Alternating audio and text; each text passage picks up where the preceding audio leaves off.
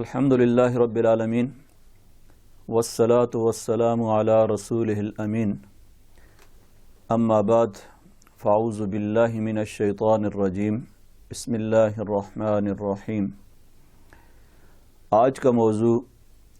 اسلام کا قانون نکاح ہے۔ یہ ایک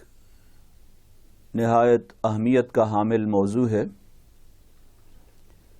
ہر مسلمان مرد اور عورت کی بنیادی ضرورت ہے کہ وہ اس موضوع سے آگاہ ہو، اس لیے کہ یہ احکام، یہ تعلیمات اس لیے دی جاتی ہیں تاکہ ان سے آگاہ ہو کر ان کے مطابق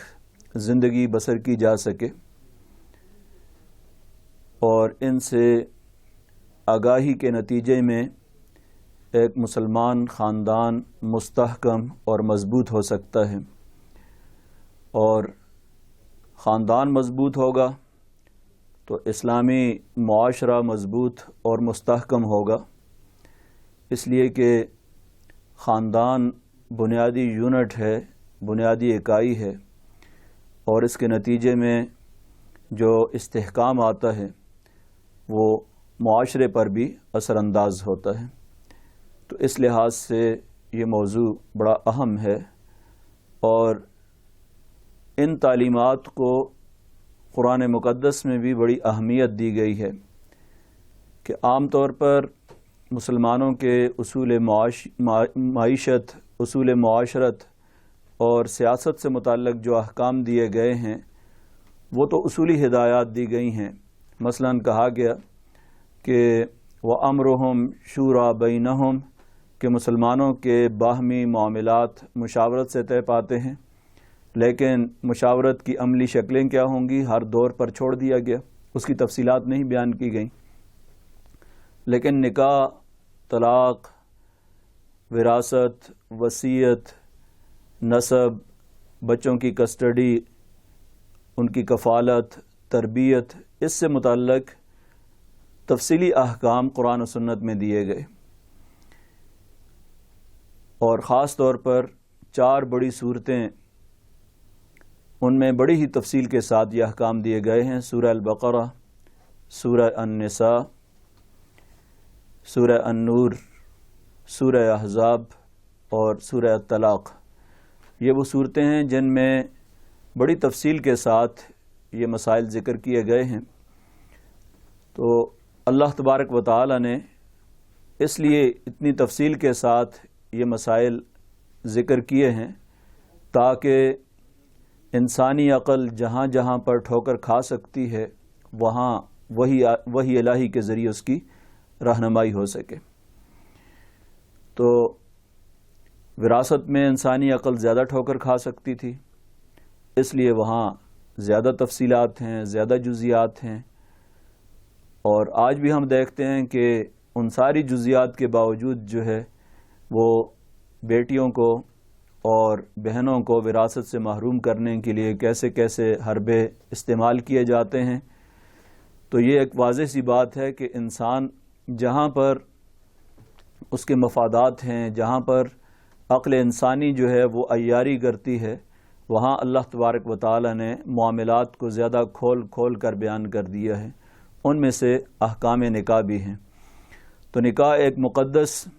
شرعی فریضہ ہے، اور ایک ایسا بندھن ہے جس کے نتیجے میں ایک مرد اور عورت کے درمیان جائز تعلق استوار کرنا ضروری ہو جاتا ہے، جائز ہو جاتا ہے،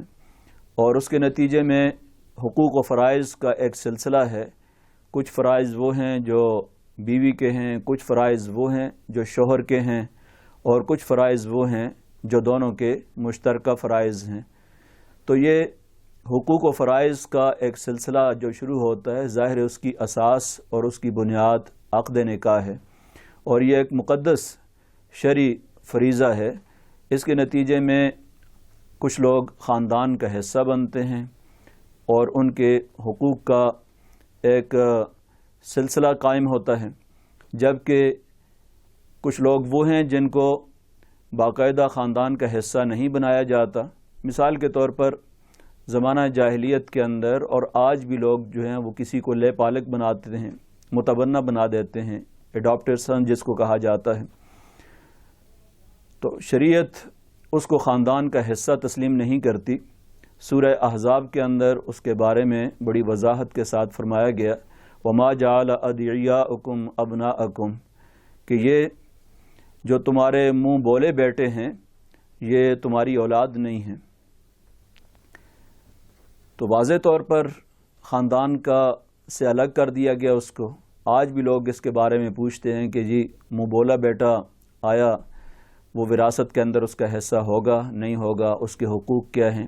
تو وہ خاندان کے اندر ایک اجنبی ہے اور وہ حقیقی بہن بھائیوں کی طرح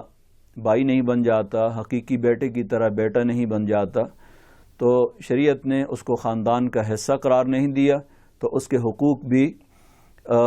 اسی طرح نہیں ہیں جس طرح کے خاندان میں بیٹے کے, بھائی کے, بیوی کے, والد کے حقوق ہوتے ہیں, اس طرح اس کے حقوق نہیں ہیں. تو یہ بڑی بنیادی چیز ہے جس کی طرف واضح طور پر شریعت نے اشارہ دیا ہے اور اس کے متعدد احکامات دیے ہیں. تو عقد نکاح ایک ایسا عقد ہے جس کو محض ایک معاہدہ نہیں کہا گیا, معاہدہ نہیں قرار دیا گیا, بلکہ اس کے مقاصد بھی ذکر کیے گئے, اس کے کچھ آبجیکٹیوز بھی ذکر کیے گئے, اس لیے کہ تاکہ لوگوں کے ذہنوں کے اندر یہ محض ایک عام سا سادہ سا معاملہ نہ ہو, بلکہ لوگوں کے ذہن میں اس کی اہمیت اجاگر ہو جائے اور اس کی اہمیت جو ہے وہ جانشین ہو جائے. تو یہ بنیادی چیز ہے. مثلا سورہ النور کے اندر فرمایا گیا کہ وَأَنكِحُوا الْأَيَامَ مِنكُمْ, کہ جو لوگ تم میں سے بے نکاح ہیں ان کو نکاح کرواؤ. اور دوسری ایک آیت کے اندر فرمایا گیا وَلْيَسْتَعْفِفِ الَّذِينَ لَا يَجِدُونَ نِكَاحًا حَتَّى يُغْنِيَهُمُ اللَّهُ مِنْ فَضْلِهِ, کہ وہ لوگ جو کہ نکاح کی استطاعت نہیں رکھتے وہ پاک دامنی کا رویہ اختیار کریں یہاں تک کہ اللہ تبارک و تعالی اپنے خصوصی فضل و کرم سے ان کو مالدار کر دے. تو عدم استطاعت کی صورت میں کہا گیا کہ اللہ تبارک و تعالی ان کو مالدار کر دے. عام طور پر ہم دیکھتے ہیں کہ لوگ جاب کی وجہ سے یا بے روزگاری کی وجہ سے, کہ جس کو جاب نہیں ملتی بے روزگار ہے, تو ہمارے معاشرے میں سماج میں عام طور پر اس کو رشتہ کوئی دیتا بھی نہیں ہے, اور جس وقت تک کوئی جاب نہیں مل جاتی اس وقت تک لوگ جو ہیں وہ رشتے کے لیے کوئی کوشش بھی نہیں کرتے, جس کے نتیجے میں بے شمار خرابیاں جنم لیتی ہیں. تو دوسری ایک آیت کے اندر اللہ تبارک و تعالی نے فرمایا کہ ان یکونوا فقراء یغنہم اللہ من فضلہ, اگر آپ تنگ دستی کے ڈر سے نکاح نہیں کرتے تو امید ہے کہ اللہ تبارک و تعالی اس نکاح کے ذریعے اپنا خصوصی فضل و کرم فرمائے اور اپنی مدد فرمائے گا, اور اس کے فضل سے آپ غنی ہو جائیں گے, مالدار ہو جائیں گے. یعنی محض اس کو ایک رکاوٹ نہیں سمجھنا چاہیے, بلکہ بعض اوقات ایسا ہوتا ہے کہ نکاح کے بعد حالات تبدیل ہو جاتے ہیں, روزگار بھی مل جاتا ہے, اور یہ مشاہدے کی بات ہے, سب جانتے ہیں اس بات کو. اللہ تعالیٰ کی مدد بھی شامل حال ہوتی ہے. اسی طرح ایک اور آیت میں نکاح کے بنیادی مقاصد میں یہ بات ذکر کی گئی ہے کہ اس کا بنیادی مقصد نسل انسانی کی بقا اور نسل انسانی کا تسلسل ہے. وَالَّذِي خَلَقَكُم مِّن نَّفْسٍ وَاحِدَةٍ وَجَعَلَ مِنْهَا زَوْجَهَا وَبَثَّ مِنْهُمَا رِجَالًا كَثِيرًا وَنِسَاءً, کہ اللہ تبارک و تعالی نے ایک نفس سے آپ کو پیدا کیا, وَبَثَّ مِنْهُمَا رِجَالًا كَثِيرًا وَنِسَاءً, اور اس سے بہت سے مرد و خواتین کو پیدا کیا, پھیلا دیا زمین میں بے شمار مرد اور عورتیں. تو یہ بھی ایک بہت بڑا بنیادی مقصد جو ہے اس کا ذکر کیا گیا ہے. یعنی محض کوئی جنسی خواہش کی تسکین ہی نہیں ہے, وہ بھی فطری چیز ہے, اور اسلام دین فطرت ہے, اور فطری چیزوں کو وہ اہمیت دیتا ہے جتنی اہمیت اس کی ہے، لیکن اس کے ساتھ ساتھ بہت بڑے مقاصد جو ہیں وہ ذکر کیے گئے جس کے نتیجے میں ایک خاندان وجود میں آتا ہے۔ تو اب اس میں چند ایک بنیادی مسائل ہیں جن کا ذکر آپ کے سامنے کروں گا کہ اس میں کون سی بنیادی چیزیں ہیں جن کا خیال رکھنا ضروری ہوتا ہے، اور اس میں ارکان، شرائط کیا ہیں، نکاح کی صحیح صورتیں کیا ہیں، باطل کیا ہیں، فاسد کیا ہیں۔ تو یہ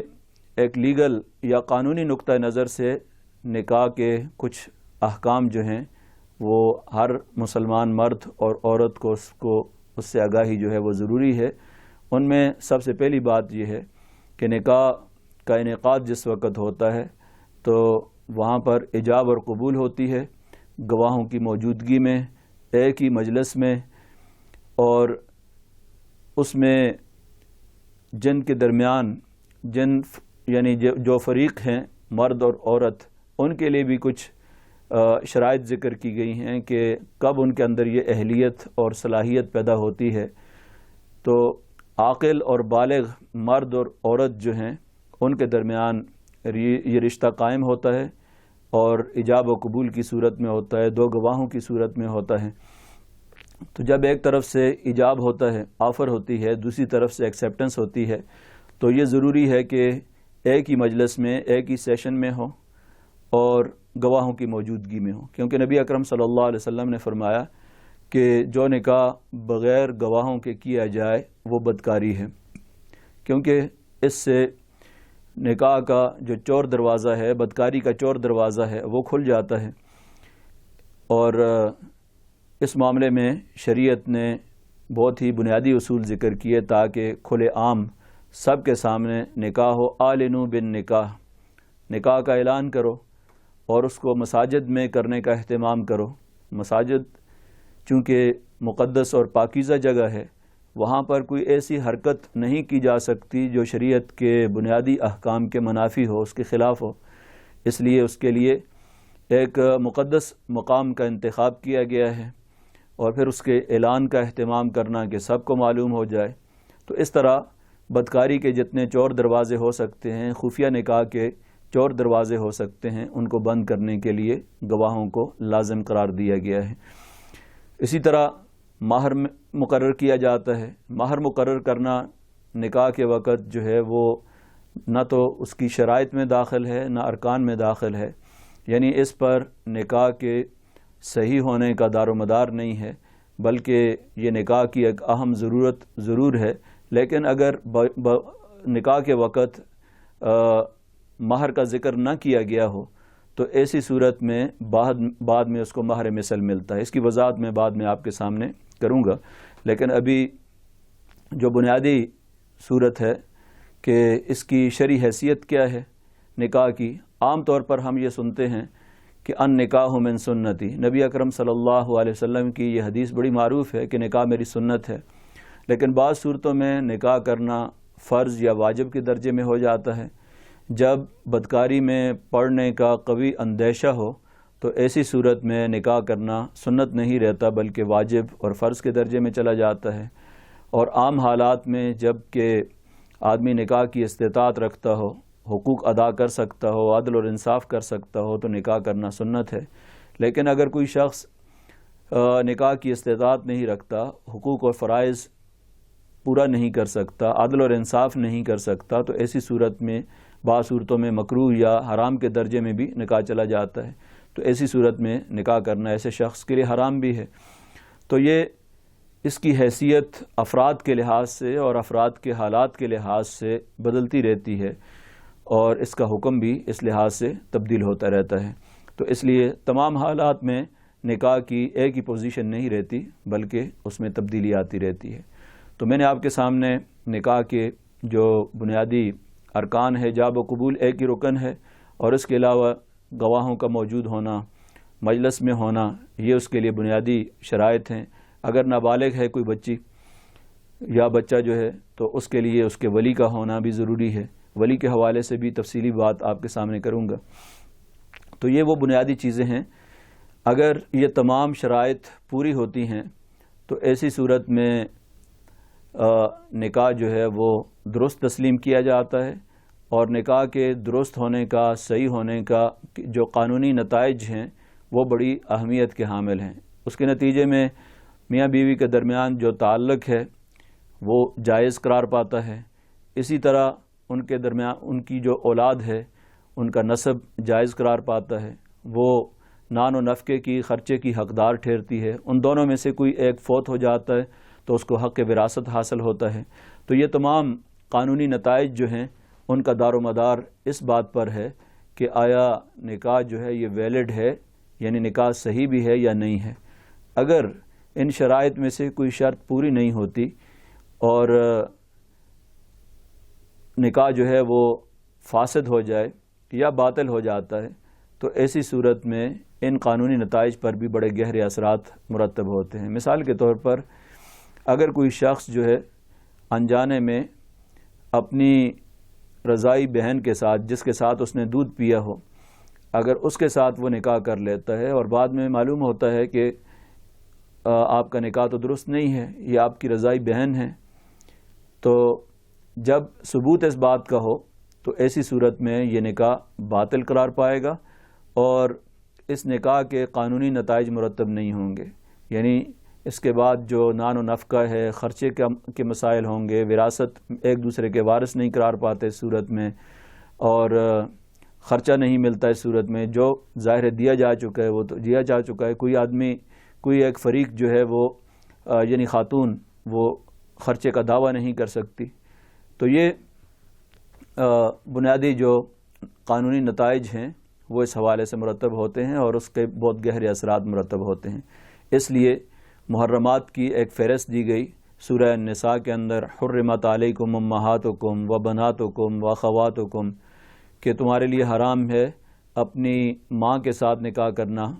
بہنوں کے ساتھ نکاح کرنا، بیٹیوں کے ساتھ، خالہ کے ساتھ، پھوپھی کے ساتھ، بھتیجی کے ساتھ، بانجی کے ساتھ۔ یہ وہ ہیں جن کے ساتھ ہمیشہ ہمیشہ کے لیے نکاح کرنا جو ہے وہ ناجائز ہے۔ کچھ رشتے وہ ہیں جن کے ساتھ عارضی طور پر نکاح کی حرمت ہے۔ مثال کے طور پر دو بہنوں کو اکٹھا نہیں کیا جا سکتا، لیکن ایک فوت ہو جائے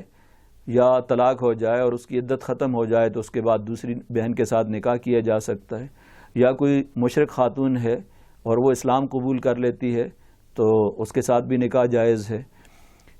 تو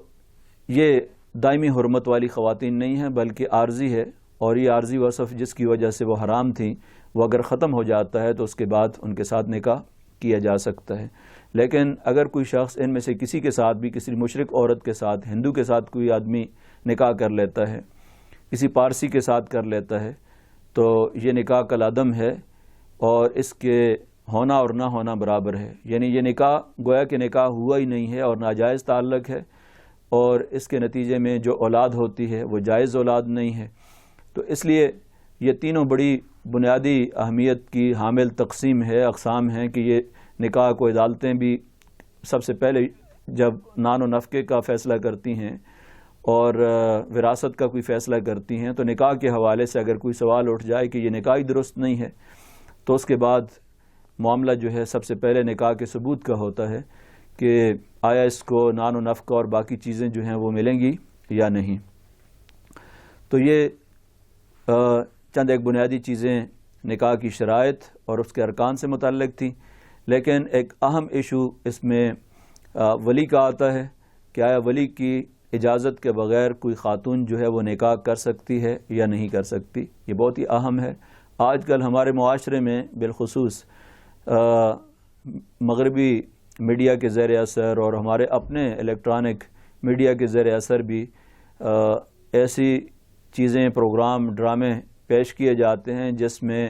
ہماری جو تہذیب ہے، خاندانی نظام ہے، وہ بہت ہی اس سے متاثر ہو رہا ہے اور ٹوٹ پھوٹ کا شکار ہے، انتشار کا شکار ہے۔ اس کے نتیجے میں عورتوں کے اندر ایک آزادی کا، بلکہ بعض اوقات جو ہے وہ والدین سے ایک بغاوت کا جذبہ پیدا کیا جاتا ہے، جس کے نتیجے میں لڑکیاں گھروں سے بھاگ کر دارالامان میں پناہ لیتی ہیں، عدالت میں جا کر نکاح کر لیتی ہیں۔ والدین کی مرضی کے بغیر جب ایسا ہوتا ہے تو ایک تناؤ اور کشیدگی پیدا ہوتی ہے، جھگڑے پیدا ہوتے ہیں، اور معاملہ جو ہے بعض اوقات قتل تک پہنچ جاتا ہے، تو اس سے بے شمار مسائل جنم لیتے ہیں۔ اس لیے شریعت نے ولی کے مسائل، والدین کی رضامندی اور بالغ لڑکی جو ہے اس کی رضامندی کو بہت اہمیت دی ہے۔ ایک طرف والدین جنہوں نے پرورش کی ہے، جن کی اپنی اولاد کے ساتھ محبت اور خیرخواہی جو ہے وہ کسی بھی شک اور شبے سے بالا تر ہوتی ہے کہ وہ اپنے اولاد کے مفاد کے خلاف کبھی بھی فیصلہ نہیں کرتے، اس لیے ان کی رضامندی اور ان کی جو ولایت ہے ولی ہونے کی شرط یہ بھی ضروری ہے۔ لیکن دوسری طرف ہمارے ہاں معاشرے میں لڑکیوں سے پوچھنا، ان کی رضامندی حاصل نہ کرنا، یہ بھی ایک معاشرتی لحاظ سے ایک بہت بڑی برائی ہے کہ ان سے پوچھے بغیر کوئی اس طرح کا رشتہ کرنا یہ بھی مناسب نہیں ہے، اس لیے کہ عاقل بالغ لڑکی کو شریعت نے یہ اختیار دیا ہے کہ اس کی بھی رضامندی ہو، اور اس کے لیے بنیاد خود نبی اکرم صلی اللہ علیہ وسلم کی ایک حدیث ہے۔ ایک لڑکی نبی اکرم صلی اللہ علیہ وسلم کی خدمت میں حاضر ہوئی اور آپ کے دربار میں آ کر اس نے شکایت کی ان اباہا زوجہا وہی کارہۃ، کہ اس کے والد نے اس کا نکاح جو ہے وہ اس کی رضامندی کے بغیر کر دیا ہے، اور یہ جگہ جہاں پر اس نے کیا ہے وہ ناپسند کرتی ہے اس جگہ کو۔ تو نبی اکرم صلی اللہ علیہ وسلم نے اس کو اختیار دے دیا، فخیرہا رسول اللہ صلی اللہ علیہ وسلم، اس بات کا اختیار دیا کہ آپ اپنا نکاح برقرار رکھ سکتی ہیں اور اپنا نکاح ختم کرنا چاہیں تو تب بھی کر سکتی ہیں، حالانکہ اس نے یہ بات کی تھی کہ اس کے والد نے اس کا نکاح کیا ہے۔ تو اس سے اندازہ کیا جا سکتا ہے کہ اسلام نے عورتوں کو یہ حق دیا ہے اور یہ آزادی دی ہے کہ وہ اپنا نکاح کر سکتی ہیں اور ان کو والدین مجبور نہیں کر سکتے۔ یہ بنیادی حقوق ہیں جو اسلام نے خواتین کو دیے ہیں۔ دوسری طرف والدین کو بھی یہ حکم دیا گیا ہے کہ وہ ان کی رضامندی کا خیال رکھیں،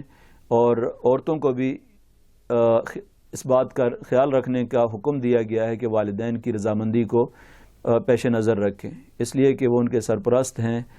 انہوں نے اس کی پرورش کی ہے، کفالت کی ہے، اور خیرخواہی کا ایک جذبہ ان کے اندر موجود ہوتا ہے، ان کا تجربہ ہے۔ تو بعض اوقات ہوتا یہ ہے کہ خواتین جو ہیں وہ کسی وقتی جوش میں آ کر کسی کے ساتھ جو ہے نکاح کر لیتی ہیں، اور اس کے بڑے خراب نتائج جو ہیں وہ بعد میں نکلتے ہیں، اس خاندان کو بھی بھگتنے پڑتے ہیں اور دونوں خاندانوں کے لیے مسائل جنم لیتے ہیں۔ اس لیے شریعت نے یہاں ایک بیلنس رکھا ہے، اعتدال اور توازن رکھا ہے کہ دونوں طرف سے اس چیز کا خیال رکھنا چاہیے، اولاد جو ہے وہ والدین کی مرضی کا اور والدین اولاد کی مرضی کا خیال رکھیں۔ یہ بہت ہی اہم اور بنیادی مسئلہ ہے نکاح کے مسائل کے اندر، اور آج ہمارے لیے یہ ایک اہم سماجی مسئلہ بن چکا ہے کہ آئے دن ہم اخبارات میں اس طرح کی خبریں اور واقعات دیکھتے رہتے ہیں کہ کوئی خاتون، کوئی لڑکی جو ہے وہ باغ کے گھر سے چلی جاتی ہے اور اس طرح کا طرز عمل اختیار کرتی ہے۔ تو اس طرح کے واقعات جو ہیں وہ اس لیے ہوتے ہیں کہ اسلام کی جو بنیادی تعلیمات ہیں ان سے آگاہی بھی نہیں ہوتی، والدین کے حقوق کا پتہ نہیں ہوتا، والدین کو اپنی اولاد کے حقوق کا پتہ نہیں ہوتا، جس کے نتیجے میں اس طرح کے مسائل جنم لیتے ہیں۔ اس ولی کے علاوہ ایک اور اہم مسئلہ جو ہے وہ نکاح میں مہر کا ہوتا ہے، اور جس وقت نکاح کی تقریب ہوتی ہے تو اس میں ایجاب و قبول کے وقت عام طور پر مہر کا ذکر کیا جاتا ہے۔ مہر کی ادائیگی جو ہے یہ واجب ہے، اور قرآن مجید کی 4-5 آیات میں مختلف جگہوں میں اس کے بارے میں ذکر کیا گیا ہے۔ مثلا ایک آیت میں یہ بات ذکر کی گئی ہے کہ وَآتُوا النِّسَاءَ صَدُقَاتِهِنَّ نِخْلَةً، کہ عورتوں کو ان کا مہر خوش دلی کے ساتھ ادا کرو۔ یہ بڑی عمدہ بات یہاں ذکر کی گئی ہے، اس لیے کہ اس سے بھی ہمارے سماجی رویوں کی عکاسی ہوتی ہے کہ عام طور پر لوگ اپنے سماجی مرتبے کو ظاہر کرنے کے لیے مہر کی بڑی رقم رکھ لیتے ہیں تاکہ خاندان میں، معاشرے میں وہ اپنی ناک اونچی کر سکیں اور ان کی شہرت ہو کہ بڑے مرتبے والے لوگ ہیں، لیکن بعد میں سماجی دباؤ کے تحت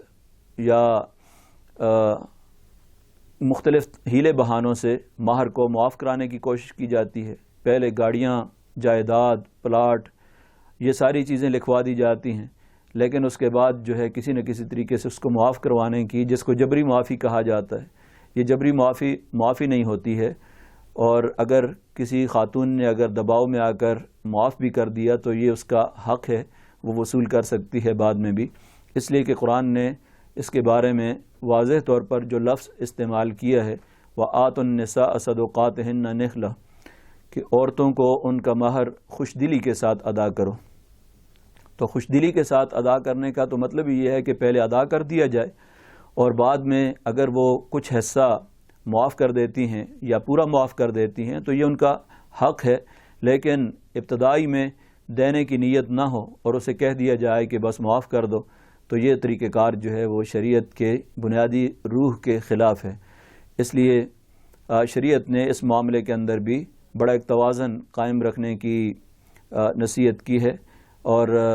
مہر کے اندر غلو سے بچنے کی تلقین کی ہے۔ حضرت عمر رضی اللہ عنہ نے جس وقت اپنے دور میں دیکھا کہ لوگ جو ہیں وہ مہر بہت زیادہ رکھنا شروع کر دیا، تو ایک موقع پر انہوں نے کہا کہ میری خواہش یہ ہے کہ مہر کی زیادہ سے زیادہ حد جو ہے وہ مقرر کر دی جائے، لیکن ایک خاتون اٹھ کر کھڑی ہوئی، اس نے کہا کہ امیر المومنین، آپ کو یہ اختیار نہیں ہے، اس لیے کہ اللہ تبارک و تعالی نے یہ بات کہی ہے کہ اگر تم نے ڈیروں مال بھی مہر کے اندر دیا ہو تو اس میں سے واپس نہ لو، تو اللہ تعالیٰ نے اس کے لیے قنطار کا لفظ قرآن مجید میں استعمال کیا ہے، تو آپ کیسے اس کی حد بندی کر سکتے ہیں؟ تو حضرت عمر رضی اللہ عنہ نے فرمایا کہ یہ بات انہوں نے درست کہی ہے، اور اپنی اس رائے سے انہوں نے رجوع کر لیا۔ تو مہر کی کوئی زیادہ سے زیادہ مقدار تو نہیں ہے، لیکن ہر آدمی اپنی مالی استطاعت کے مطابق اور اپنے معاشی حالات کے مطابق جو ہے وہ مہر مقرر بھی کرے اور اس کے بعد ادا بھی کرے۔ اور اس معاملے میں عام طور پر جو کمزوری ہے، کوتاہی ہے، وہ یہ ہے کہ زندگی بھر ادا نہیں کیا جاتا، اور بعض اوقات طلاق کی نوبت آ جاتی ہے یا شوہر کی وفات ہو جاتی ہے۔ اب اگر زندگی بھر ادا نہیں کیا اور شوہر کی وفات ہو جاتی ہے تو اس صورت میں بھی شوہر کی جو پراپرٹی ہے، جائیداد ہے، منقولہ یا غیر منقولہ جائیداد ہے، اس میں سے عورت کا جو مہر کا حصہ ہے اس کو پہلے الگ کیا جائے گا۔ جس طرح اگر کسی اور کا قرض ہے، قرض کی ادائیگی کی جاتی ہے اس کے کفن دفن کے بعد، اسی طریقے سے یہ بھی ضروری ہے کہ اس کی جائیداد میں سے یا اس کے جو کیش ہے اس کے پاس، اس میں سے مہر کی ادائیگی کی جائے، اور اس کے بعد باقی حصہ جو ہے وہ رثا میں تقسیم کیا جائے گا۔ تو وصیت اور وراثت سے پہلے عورت کا مہر ادا کرنا جو ہے یہ ضروری ہو جاتا ہے۔ اس حد تک یعنی یہ حقوق واجبہ کے اندر مقدم حق ہے کہ اس کی ادائیگی ضروری ہوتی ہے۔ اگر زندگی بھر عورت نے معاف نہیں کیا ہے تو طلاق کے وقت طلاق ہو گئی ہے، تو ایسی صورت میں بھی جو ہے وہ ادا کرنا ضروری ہے، بذریعہ عدالت جو ہے وہ لے سکتی ہے۔ تو یہ اس کا بنیادی حق ہے، رائٹ ہے، جو شریعت کے اندر اس کو دیا گیا ہے، اس لیے اس کا اہتمام بھی ضروری ہے۔ بعض صورتیں ایسی ہوتی ہیں جس میں اگر نکاح کی تقریب کے وقت مہر کا ذکر نہ کیا گیا ہو اور ایجاب و قبول ہو گیا تو یہ نکاح صحیح ہے، لیکن مہر بہر صورت ادا کرنا پڑے گا، اس لیے کہ اگر ذکر نہیں بھی کیا تو تب بھی مہر کی ادائیگی جو ہے وہ ضروری ہوتی ہے۔ ایسی صورت میں حکم یہ ہے کہ مہر مثل ادا کیا جاتا ہے، اور مہر مثل کا مطلب یہ ہوتا ہے کہ یہ خاتون جو ہے اس کی جو دیگر بہنیں ہیں، اسی کی اوصاف کی، مثلا تعلیم یافتہ ہونے میں اور ہنر میں، باقی معاملات کے اندر جو اس کی بہنیں اسی مرتبے کی ہیں، ان کا جو مہر ہے اسے دیکھا جائے گا۔ مثال کے طور پر باقی بہنوں کا مہر اگر 50,000 ہے تو اس کا بھی 50,000 مقرر کر دیا جائے گا، اس کو مہر مثل کہا جاتا ہے۔ اور دوسرا فکس مہر جو ہوتا ہے وہ تقریب کے وقت، نکاح میں ایجاب و قبول کے وقت کیا جاتا ہے۔ اگر نہ ہو اور بعد میں دونوں باہمی رضامندی سے کسی وقت فکس کر لیں تو اس بات کی گنجائش بھی موجود ہوتی ہے۔ اگر فکس نہ کیا جا سکا ہو تو مہر مثل ہے۔ یہ تمام صورتیں ہیں مہر کی جس میں مہر ادا کیا جاتا ہے۔ اور اگر کسی کا مہر مقرر کر دیا گیا ہو لیکن رخصتی سے پہلے ہی، یعنی ازدواجی تعلق قائم کرنے سے پہلے ہی شوہر کی وفات ہو جاتی ہے یا طلاق ہو جاتی ہے، طلاق ہونے کی صورت میں یہ ہے کہ وہ مہر اگر مقرر کیا گیا ہے اور بعد میں طلاق ہو جاتی ہے لیکن ابھی رخصتی نہیں ہوئی تھی، یعنی ازدواجی تعلق قائم نہیں ہوا تھا، تو ایسی صورت میں قرآن مقدس میں اس کے بارے میں فرمایا گیا ہے کہ فنصف ما فرضتم، آدھا مہر جو ہے ایسی صورت میں ادا کرنا ضروری ہوتا ہے۔ اور اگر اس صورت میں مہر مقرر ہی نہیں کیا گیا اور نکاح کے بعد جو ہے نوبت ہی نہیں آئی رخصتی کی، تو اس سے پہلے اگر طلاق ہو جاتی ہے تو ایسی صورت میں حکم دیا گیا ہے کہ متعوہن، کہ ان کو کچھ نہ کچھ سامان دے کر، کچھ تحفے تحائف دے کر رخصت کیا جائے، اس لیے کہ نکاح کے وقت مہر کا تعین نہیں کیا گیا، تو کچھ نہ کچھ دے کر رخصت کرنا یہ دلجوئی کے لیے ضروری ہے کہ طلاق کی وجہ سے جو دل شکنی ہوئی ہے وہ تاکہ اس کی تلافی ہو سکے۔ تو یہ شریعت کے وہ بنیادی احکام ہیں جن میں خاندان کے اندر اگر حسن معاشرت اور اچھا معاملہ کیا جائے تو ظاہر ہے کہ اس صورت میں خاندان جو ہے وہ ایک پرسکون زندگی گزار سکتا ہے۔ یعنی ان احکام پر عمل کرنے کے نتیجے میں گھر کے اندر ایک دوسرے کے جب حقوق و فرائض ادا کیے جائیں گے تو اس کے نتائج یہ ہوں گے کہ گھر کے اندر ایک سکون کا ماحول ہوگا اور ہم بے شمار مسائل سے اور پریشانیوں سے بچ سکتے ہیں۔ لیکن اگر شوہر بیوی کے حقوق ادا نہیں کرتا، بیوی شوہر کے حقوق ادا نہیں کرتی، کچھ حقوق وہ ہیں جو دونوں کے مشترکہ ہیں، مثال کے طور پر دونوں کا حق جو ہے، حق زوجیت دونوں کا حق ہے کہ دونوں اپنی جنسی تسکین جو ہے بیوی کا بھی حق ہے اور شوہر کا بھی حق ہے۔ تو دونوں کے بارے میں احادیث کے اندر بڑی تفصیلات موجود ہیں، بلکہ یہاں تک کہ ایک خاتون حضرت عثمان ابن مظعون رضی اللہ عنہ کی بیوی کو نبی اکرم صلی اللہ علیہ وسلم نے دیکھا تو انتہائی پراگندہ حالت میں تھیں، پوچھا گیا تو انہوں نے بتایا کہ ان کے شوہر جو ہے وہ کسی قسم کی کوئی رغبت نہیں رکھتے اور رات بھر عبادت کرتے ہیں۔ تو نبی اکرم صلی اللہ علیہ وسلم نے حضرت عثمان ابن مظعون رضی اللہ عنہ کو بلا کر کہا کہ کیا آپ کو میری سنت سے اور میرے طریقے سے رغبت نہیں ہے، اور پھر ان کو تاکید کی کہ یہ اپنی بیوی کا جو حق ہے یہ ادا کریں۔ اسی طرح یہ شوہر کا بھی حق ہے، بیوی کا بھی حق ہے، دونوں کا حق زوجیت دونوں کا ایک مشترکہ حق ہے۔ اسی طرح خیر کے کاموں میں ایک دوسرے کے ساتھ تعاون کرنا دونوں کا مشترکہ حق ہے۔ رازوں کی حفاظت کرنا ایک دوسرے کے، ہن لباس لکم وانتم لباس، کہ وہ تمہارے لیے لباس ہیں اور تم ان کے لیے لباس ہو۔ تو لباس جس طریقے سے ایک پردہ ہوتا ہے، دونوں ایک دوسرے کی حفاظت کرتے ہیں۔ نبی اکرم صلی اللہ علیہ وسلم نے ایسے فرد کو بدترین فرد قرار دیا ہے جو کہ اپنی بیوی کے راز جو ہے دوسروں کے سامنے ان راز جو ہے کھولتا ہے، تو یہ بدترین قسم کا گناہ ہے، بدترین قسم کا انسان ہے۔ اسی طرح کچھ شوہر کے حقوق ہیں کہ بیوی اس کی اطاعت کرے، جو شوہر کے حقوق ہوں گے وہ بیوی کے فرائض ہیں، اور جو بیوی کے حقوق ہیں وہ شوہر کے فرائض ہیں۔ شوہر کا فرض ہے کہ وہ اس کو نان و نفقہ دے، بیوی کا یہ حق ہے کہ وہ اس کو خرچہ دے۔ مہر کی ادائیگی کرنا یہ شوہر کا فرض ہے، بیوی کا حق ہے۔ اسی طرح بیوی کا اطاعت کرنا یہ شوہر کا فرض ہے، شوہر کے لیے، اور بیوی کا یہ حق ہے۔ تو یہ حقوق و فرائض کا پورا ایک نظام ہے، یہ اس لیے دیا گیا ہے تاکہ مسلمان معاشرے کے اندر خاندان جو ہے وہ پرسکون رہ سکے، مستحکم ہو سکے، مضبوط ہو سکے، اور اس طریقے سے نہ صرف یہ کہ ان کی دنیاوی تربیت ہوتی ہے، دنیاوی تعلیم اور تربیت کے لیے ان کے لیے ضروری ہے، بلکہ آخرت بھی اس سے سنور جاتی ہے۔ اس لیے خاندان کے سربراہ کو کہا گیا یا ایھا الذین آمنوا قوا انفسکم واہلیکم نارا، اے ایمان والو اپنے آپ کو اور اپنے اہل خانہ کو جہنم کی آگ سے بچاؤ۔ تو گویا یہ بھی ایک فرض ہے گھر کے سربراہ کا کہ اپنی اولاد کی، اپنے اہل خانہ کی تعلیم اور تربیت کرے۔ یہ بنیادی فرائض کے اندر یہ بات شامل ہے، جس طرح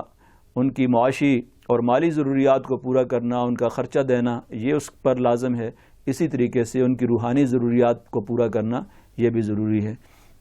تو دعا ہے کہ اللہ تبارک و تعالی ہمیں قرآن و سنت کی ان تعلیمات کو سمجھنے کی توفیق عطا فرمائے، اور گھروں کے اندر ان پر عمل کرنے کی بھی توفیق عطا فرمائے۔ وآخر دعوانا ان الحمدللہ رب العالمین۔